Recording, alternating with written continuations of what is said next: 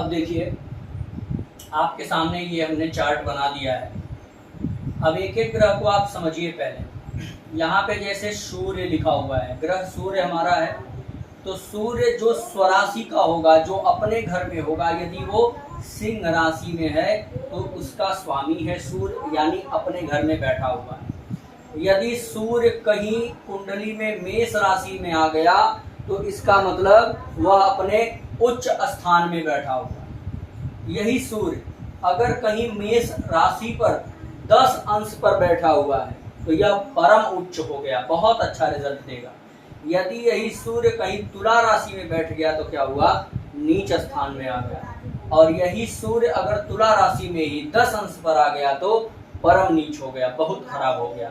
और यही सूर्य अगर सिंह राशि में 1 अंश से 20 अंश के बीच में है तो क्या है, मूल त्रिकोण राशि में है, यानी बहुत पसंदीदा राशि इसकी हो जाती है। यदि कहीं 20 अंश से ऊपर का सूर्य मिला सिंह राशि में तो यही फार्मूला चलेगा फिर स्वराशि वाला।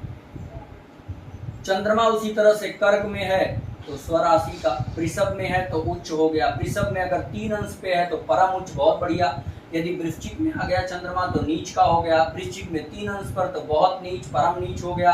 4 अंश से 30 अंश यदि वृषभ राशि में है तो मूल त्रिकोण राशि में होगा। वैसे ही मंगल को देख लीजिए, मंगल यदि मेष राशि या वृश्चिक राशि में है तो स्वराशि का है, क्योंकि दोनों राशियां इसकी हमने 1 और 8 नंबर लिखा है, आप जान गए होंगे, 1 नंबर से मेष और 8 नंबर से वृश्चिक राशि। तो यदि मंगल मेष या वृश्चिक में है तो स्वराशि का, मकर में है तो उच्च स्थान में, मकर में यदि 28 अंश पे है तो परम उच्च हो गया, कर्क में आया तो नीच, कर्क में 28 अंश पर परम नीच, और मेष में है 1 से 18 अंश तक तो मूल त्रिकोण में, और यदि 1 से 18 अंश के बाद आया मेष में तो क्या होगा, स्वराशि का मान लेंगे।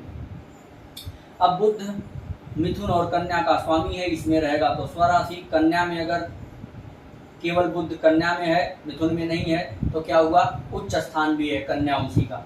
और कन्या में अगर 15 अंश पर आ गया तो परम उच्च हो गया, मीन में आया तो नीच, मीन राशि में 15 अंश पर परम नीच, कन्या में 16 से 20 अंश है तो मूल त्रिकोण में है। बृहस्पति धनु मीन में है तो स्वराशि, कर्क में है तो उच्च राशि में, कर्क में यदि 5 अंश पर तो परम उच्च, मकर में नीच और मकर में 5 अंश पर परम नीच, धनु राशि में अगर 1 से 13 अंश तक है तो मूल त्रिकोण में है। शुक्र में देख लीजिए, शुक्र यदि वृष और तुला में है, वृषभ राशि या तुला राशि में है तो स्वराशि का, यदि मीन में आया तो उच्च स्थान, यदि मीन में 27 अंश पर तो परम उच्च, कन्या में नीच हो जाएगा, कन्या में 27 अंश पर परम नीच, तुला में अगर 1 से 10 अंश तक है शुक्र तो मूल त्रिकोण में है। शनि को देखिए, मकर कुंभ में है तो स्वराशि, तुला में आया तो उच्च स्थान में, तुला में 20 अंश पे परम उच्च, मेष पर आया तो नीच हो गया, मेष में 20 अंश पर परम नीच, कुंभ में 1 से 20 अंश तक शनि की जो दशा है वो मूल त्रिकोण राशि में आ जाएगी। अब राहु केतु को समझिएगा, राहु केतु किसी भी राशि में स्वराशि, मूल त्रिकोण या उच्च स्थान के नहीं होते हैं, लेकिन फिर भी कुछ हमारे ऋषियों ने, कुछ अच्छे साधकों ने ये माना है कि इन राशियों में राहु अच्छा देता है, केतु अच्छा देता है, इन राशियों में खराब देते हैं।